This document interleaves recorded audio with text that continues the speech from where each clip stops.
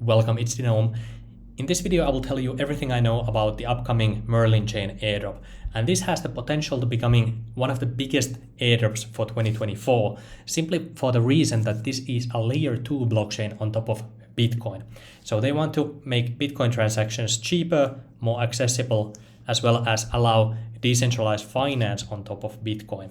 So the use case here is massive because, as you know, Ethereum currently is about half the market cap of Bitcoin, and the case for Ethereum is basically that it allows DeFi and all the things in DeFi, and Bitcoin as of now hasn't really dipped too deep into the DeFi sphere. So if there are noteworthy layer 2s for Bitcoin, you can see it could be even like $100 billion opportunity here. And right now, when we take a look at the Merlin Chain, you can see that they have $2 billion worth of assets already bridged over, and this airdrop will actually launch in 2 months from now. So you can still farm it, you can still participate here, and that's basically the potential. But unfortunately, I was able to find some orange or red flags that I want to point out as well in this video. And at the end of the video, I will show you how you can actually participate as well. So if you don't care about the risks, or you don't want to have confirmation if this is a good airdrop or bad airdrop, you can simply go to the timestamp and know how to participate. So what they are aiming to do here with Merlin Chain is quite simple, and this is basically the photo here. So you have the Bitcoin layer 1, then what you can do is you can bridge Bitcoin to Merlin Chain. This is already live, and you can bridge ordinals or the NFTs on top of Bitcoin layer 1 over to Merlin Chain, and you can transact with them on Merlin Chain. And you can also connect other chains to Merlin Chain. So this is going to be the layer between other blockchains, and that's very, very cool. And this is going to be the hub here between everything. That's the idea, and it's a very good idea. And when we take a look at who is backing this, we can go to this site here. This is launched on February 5th on Cointelegraph, and here you can see that OKX Ventures has invested, ABCDE has invested, Foresight Ventures has invested, ArcSteam Capital, and overall 24 investors are inside here. And because this article here is actually made by or sponsored, or I don't know how to say it, but Jeff from Merlin Chain. Jeff is the main developer for this Merlin Chain project. So this may be a little bit biased information. So I actually wanted to verify if this is true. So when we actually go to the ABCDE Medium article here, you can see they are actually invested in bitmap.tech, and bitmap.tech is actually a project which is doing the Merlin Chain as well. So the Bitmap, this actually will pop up a couple of times. I will talk about it soon. But OKX is also invested in Bitmap and the Merlin Chain, and this is on the okx.com website as well. And then BitGet, which is a quite large international exchange, has also invested in Merlin Chain. So this is real. So far everything looks good. And then what I wanted to do is, of course, I wanted to take a look at the Bitmap, and they've been creating bitmap.game, and they've been involved in the BRC 420 standard and Project M, and this project, of course, with the wizard, you can see that it is Project Merlin. Unfortunately, this is outdated information here, so this link is not even clickable, which is a little bit sad, but it is like that. But at least what we can say is that Bitmap is involved with Project Merlin Chain. And then what I wanted to do is the $2 billion that is total value locked on the chain. I wanted to verify that. So here is the address.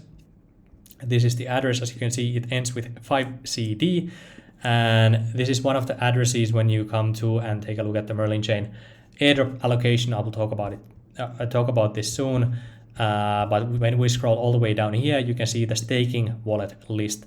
So the top one here is the 5CD, and this had verifiably 8,800 Bitcoin, which is about $400 million worth of Bitcoin on this address.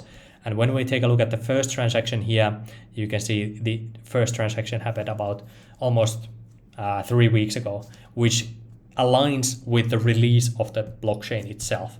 So still everything looks good because 400 million is in line with all of these addresses. So together these are $2 billion. So still everything is good. But now let's talk about some of the annoying things or the orange flags. One of them is, of course, the chain itself. So when we go to the Merlin swap, which is the biggest swap on the Merlin chain, you can go to the pools here, and what you can see is that the total value locked here in this biggest swap is only $8 million or $8.5 million. So then I was scratching my head like, okay, the total value locked on the chain is 2 billion.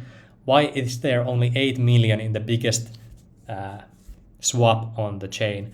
And the answer is, of course, that most of the value that is locked on Merlin Chain is currently not liquid. So I know this is getting a little bit complicated, but you will have to learn this, or you will have to know this to actually understand what the heck is going on here. So again, when we go to the airdrop allocation here, they will launch something called M tokens. So M tokens will be like MBTC, MUSDT, MUSDC, METH. So these are basically wrapped tokens that you can stake. So they are liquid staking tokens on the chain. And when we come here, as you can see, $2 billion are currently locked here. And most of the tokens that are locked here are done through the Merlin's Seal staking program and not bridged using this protocol here. They are staked with the Merlin Seal. So Merlin Seal is the main way to actually get this airdrop. That's why most people have staked here. And currently, if you stake, you cannot unstake until the halving day of Bitcoin, which is about in April, 2 months from now. So here we are with the Merlin Seal, and that's basically the reason it's not currently liquid. These M tokens, they are coming soon. We don't know when they will come, but they will come soon. And once they come, then you will see the liquidity on the chain. And that's the reason why it was only $8.5 million. So that's one orange flag. I was able to unverify that it's not actually an orange flag, it's just the situation. But then some other annoying things are on the website here. This button doesn't work, this button doesn't work. And it's a very bare minimum website. And when we go over to look at the docs or the documents, it doesn't even show the tokenomics of the Merlin token, MERL token. And this is like basically no information here at all. So I don't like this because it just shows that they haven't done just effort of explaining what they are doing and why they are doing it. They simply tell you how you can stake. So if I was doing a Rugpull, this could be one of those docs that anybody can do. It's just like, okay, here's how you can give money to us, but we haven't thought about anything else so far. So this to me is an orange flag, like completely. Another thing is there's some drama going on. So there's a YouTuber called Francis Dunn who actually made videos about Merlin Chain, and I watched the videos.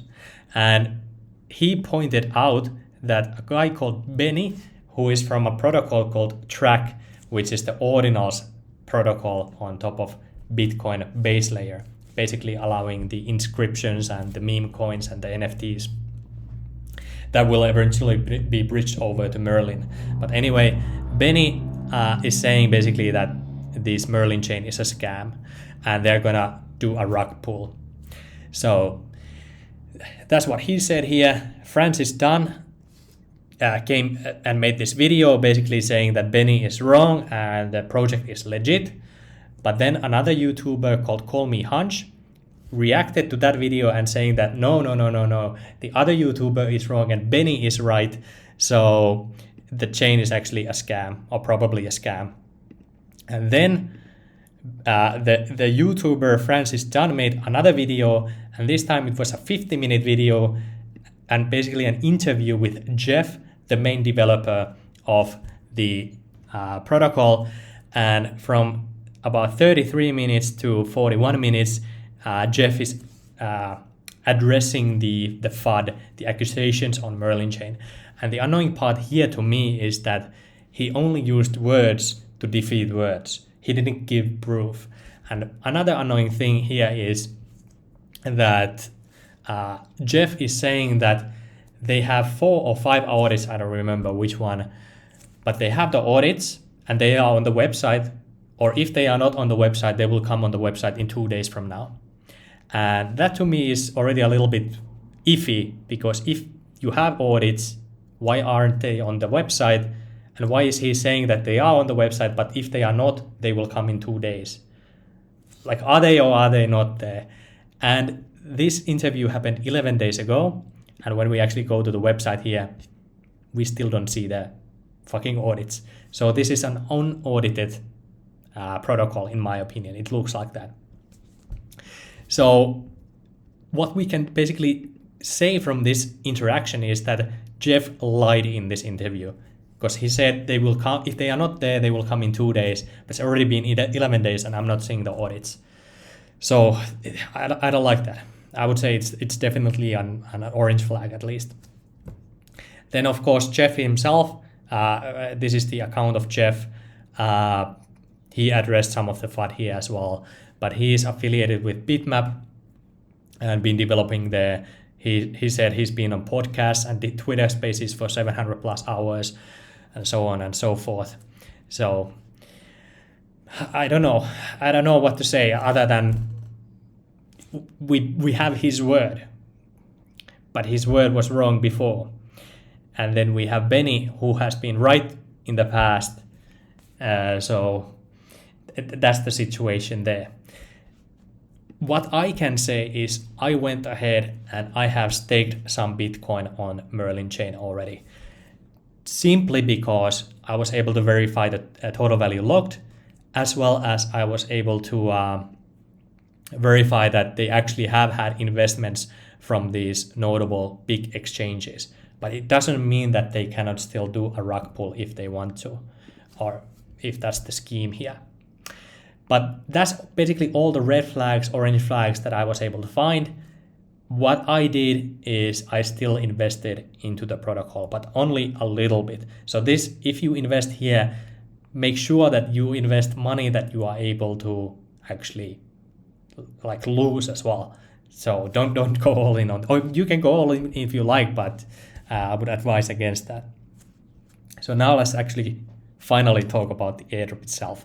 So the allocation here, what they want to do is they want to do a fair launch of layer 2, basically meaning that they want to give most of the tokens to the users.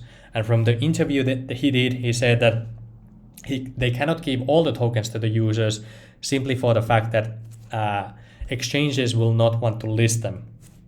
And the reason is that if everybody just gets free tokens and there's no like long-term investment fund, nothing like that, then exchanges will just look at it like, okay, this is just gonna crash because everybody just wants to sell because there's nobody at the helm guiding this thing forward. So they have to keep a little bit of the tokens for themselves, but most of it will go to the community. So 20% will go through the Merlin seal. This orange slice will go to builders, purple slice for holders, green slice for validators, and the red one for users. And this is the interesting part. So the biggest ways you can actually participate in the airdrop is through the Merlin seal, basically staking for the liquid stake part, and the red part is for users. And from these, you can do two things, and this is represented here on the bridge section of the website. So the Merlin seal was 20%, and then you had a big allocation for doing DeFi basically on the chain here. These are basically the two choices you have right now. Merlin seal already has $2 billion, so you are competing against other people here. And when you actually stake Bitcoin here Or if you choose Ethereum and you stake USDT or you stake USDC or you stake Ethereum, it's illiquid for now until they have the MUSDTs and M tokens, the other ones. You are competing still against that $2 billion everybody else on the chain for that allocation. So you will probably get a smaller allocation if you just do this. But since currently there's only $8.5 million dollars competing for the other slice, even though it's a smaller slice, but you can see there's just so much less capital here competing for this, it may actually be wiser to not stake on the Merlin seal, but to actually just bridge Bitcoin. And when you have Bitcoin on the chain, what you want to do is you want to come to the Merlin swap and you want to swap the tokens back and forth, and you may want to provide liquidity. And the only tokens here that I can say a little bit about are Voya and Huhu. Huhu is a meme coin made by the Merlin swap team. And the Merlin swap team is a different team from the Merlin chain. This is actually the same group that did the Izumi decentralized exchange on the ZK Fair blockchain that I've talked about in the past. The same team behind this. So Voya was the airdrop or the governance token for the decentralized exchange here, as far as I know. And Voya, for that reason, is a legit token. And the other one is Huhu, and Huhu is made by the decentralized exchange here, and it's a meme coin. It doesn't have any value. So these are basically the only ones. I don't know about the other ones. There may be some other ones that you may or may not want to participate, but these have the deepest liquidity here as well, these two. So maybe you want to put a little bit money here just to swap around and provide a little bit liquidity. And because there's less capital here competing for this allocation, you might get a larger allocation of the actual MERL token when they actually launch it. That's basically my understanding. If you do both, you stake the Bitcoin on the Merlin seal and do this, that's probably the best way in case there's some multiplier on the DeFi activity. But that's basically what I have figured is the best way to actually participate in the airdrop here. And here what you can do simply is you come to the merlinswap.org, you connect your wallet here, and after you have done the bridging here. So basically it's very, very simple. What you do is you let's actually connect the wallet, and you need the Unisat wallet here. You connect the wallet, and when you have Bitcoin, you move the Bitcoin over, and then you simply click transfer, and you accept the transaction, and then you have the funds available on the blockchain, and then you can use them there. And when you have the assets here, you of course go to the Merlin swap around, and when you may want to provide liquidity here as well. And that's basically it, how you can participate as well. So for me, what I've done so far, only as of making this video, is I have done the Merlin seal bridge. So I have provided 0.1% 0.1 Bitcoin on the Merlin seal here. So when I actually click here, you can see I have 0.1 Bitcoin on the Merlin seal here staked, and I have an invite code here. So if you want to actually participate in what's called my team, you might get a little bit larger allocation. Personally, I don't think it actually matters, because as you can see, you get like 0.05% more. But if you want to do that, you can use my code. I don't think it matters at all, but you may get a little bit more allocation if you use my code here, 90U0P or UOB. I will copy it somewhere in the description or in the pinned comment as well. But that's basically it. For Unisat wallet, this is the official website. I will link it here as well. So you can come to the website and click download for Chrome store, and you can connect the wallet if you want to. I saw that they already had the BitGet wallet works, as well as OKX wallet worked, and I think Gate.io was working as well. Gate.io wallet was working as well. So that's basically the full review of this airdrop. And I'm sorry I was rambling a little bit. It's just so many nuances for this airdrop specifically, and I may be wrong in some aspects. So if I was, please correct me in the comments, and I will make a post about it later. And when I have updated information, I make a separate video about this as well.